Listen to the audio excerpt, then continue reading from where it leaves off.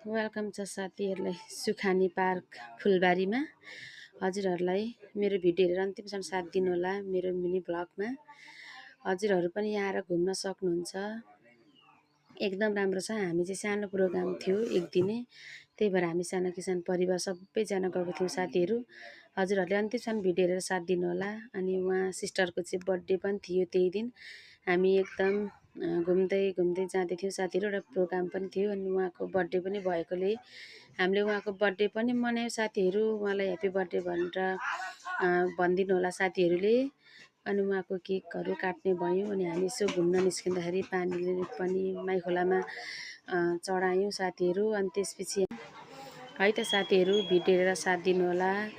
अहिले चाहिँ हामी दोमुखाको झोलङ्गे पुलमा हिँडिरहेछौँ साथीहरू सबैजना। हामी दोमुखा पनि घुम्न निस्क्यौँ। त्यसपछि हजुरहरूसँगै मैले यो भिडियो ल्याएको छु। हजुरहरूले हेरेर साथ दिनुहोला भन्ने आशा गर्दछु। अनि हामी यहाँनिर झोलङ्गे पुलमा हिँडिरहेछौँ साथीहरू सबैजना दिदीहरूसँग भएर। एकदम रमाइलो भइरहेको थियो साथीहरू, हजुरहरूले हेरेर। अनि एकदम लामो रहेछ पुल दोमुखामा। म त कहिले गएको थिइनँ साथीहरू, पहिलोपल्ट हो। अनि यहाँ हामी एकदम रमाइलो गऱ्यौँ, घुम्यौँ साथीहरू। राम्रो रहेछ, हजुरहरू पनि गएर घुम्न सक्नुहुन्छ। नजानुहुने जाति साथीहरूले फेरि गएर घुमिदिनु होला। मैले चाहिँ यहाँ पिङ पनि खेलेँ साथीहरू। एकदम रमाइलो भएको थियो, गर्मी थियो, एकदम शीतल भएको थियो साथीहरू। अनि हाम्रो थोरै प्रोग्राम डान्स गर्ने